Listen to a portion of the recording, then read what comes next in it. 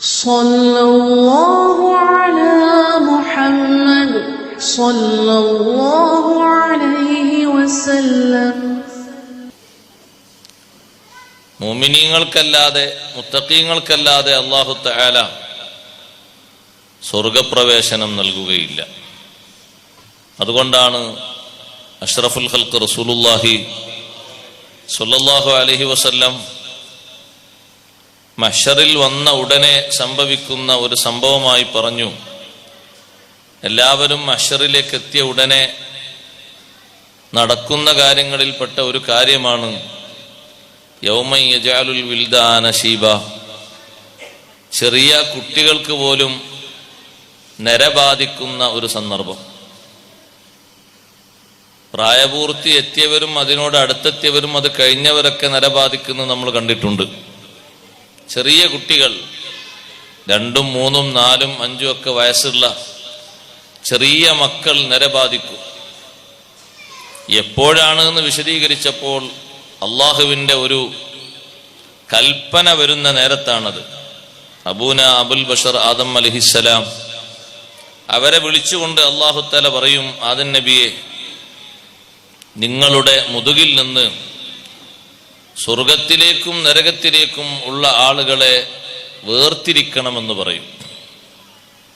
സ്വർഗത്തിലേക്കും നരകത്തിലേക്കും ഉള്ള ആളുകൾ പുറപ്പെടാൻ അവസരമുള്ള ആളുകളെയാണ്. ആദം അലൈഹിസ്സലാത്തു വസ്സലാം അള്ളാഹുവിനോട് ചോദിക്കും, പടച്ചോനെ, എത്രയാണ് കണക്ക്? അല്ലാഹു തആല അത് നിശ്ചയപ്പെടുത്തി പറയുന്നത്, മിൻ കുല്ലി അൽഫിൻ തിസ്അതൻ വതിസ്ഈന വതിസ്അമിഅ. എല്ലാ ഓരോ 1000-ൽ നിന്നും 999 ആളുകൾ ഇലന്നാർ, നരകത്തിലേക്ക്. അപ്പൊ 1000 ആളുകളിൽ നിന്ന് സ്വർഗത്തിലേക്കുള്ള കണക്ക് 1. അത്രയും കുറവാണ്. 1000 ആള് സ്വർഗത്തിലേക്ക് പ്രവേശിക്കുമ്പോ 1000 ആള് നരകത്തിലേക്ക് പ്രവേശിക്കുമ്പോ സ്വർഗത്തിലേക്ക് പോകുന്നത് ഒരു വ്യക്തി. 10,000 ആള് നരകത്തിലേക്ക് പ്രവേശിക്കുമ്പോൾ സ്വർഗപ്രവേശനം നൽകപ്പെടുന്നത് 10 ആൾക്ക്. കണക്കൊന്ന് കൂട്ടി നോക്കൂ നിങ്ങൾ. നമ്മുടെ നാട്ടിൽ കോടാനക്കോടി ആളുകളുണ്ട്. ആ കോടാനക്കോടി ആളുകളുടെ കണക്കിൽ എത്ര ചുരുക്കമാണ് സ്വർഗപ്രവേശനം ലഭിക്കുന്നവർ. ഈ ഒരു കൽപ്പന അല്ലാഹു തആല പറയുമ്പോഴാണ് പരിഭ്രമം കൊണ്ട്, ബേജാറ് കൊണ്ട് കുട്ടികളടക്കം നരച്ചു പോകുന്നത്. ബാക്കിയുള്ളവരൊക്കെ പരിഭ്രമിച്ചു.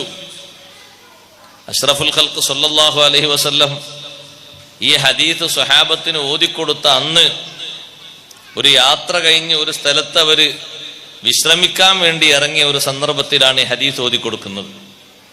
അപ്പൊ കുറെ ആളുകൾ ഭക്ഷണം വെക്കാൻ വേണ്ടി, ഉണ്ടാക്കാൻ വേണ്ടി അടുപ്പൊക്കെ താൽക്കാലികം റെഡിയാക്കി അതിൻ്റെ മേലെ ചട്ടിയൊക്കെ വെച്ച് ഒരുങ്ങിയിരിക്കാം. വേറെ കുറെ ആളുകൾ കയ്യിലുള്ള ഭക്ഷ്യവസ്തുക്കളൊക്കെ കഴുകി റെഡിയാക്കി വേവിക്കാൻ വേണ്ടി ഒരുങ്ങിയിരിക്കാം. പക്ഷേ ഈ ഹദീസ് കേട്ട ഉടനെ ചട്ടി വെച്ചവർ ചട്ടി വെച്ചത് മറന്നുപോയി.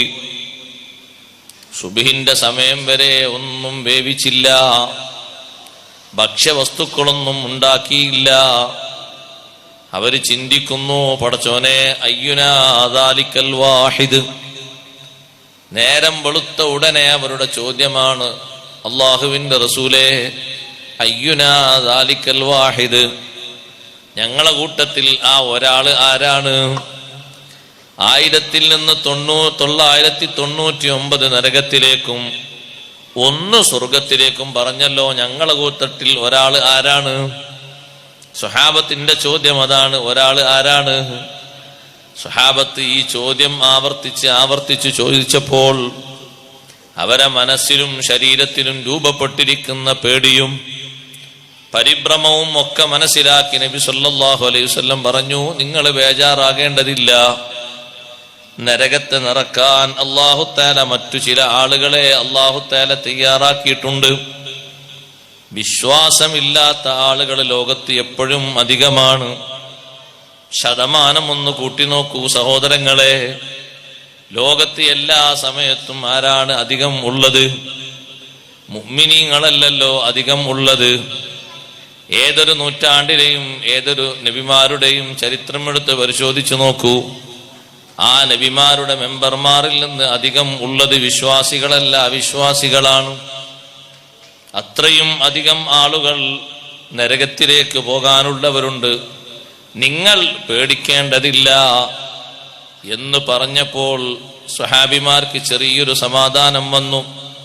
ഞാൻ പറഞ്ഞു വരുന്നത്, മുത്തഖീങ്ങൾക്കാണ് വിജയസ്ഥലം അല്ലാഹു ഒരുക്കിയത് എന്ന് പറയുമ്പോൾ ഈ ദുനിയാവിലെ ഹ്രസ്വകാല ജീവിതം അത്രയും റെഡിയാക്കി എടുക്കണം. മുത്തഖിയായി ദുനിയാവിൽ നിന്ന് മരിക്കണം. അല്ലാഹു അതിന് തൗഫീഖ് നൽകട്ടെ.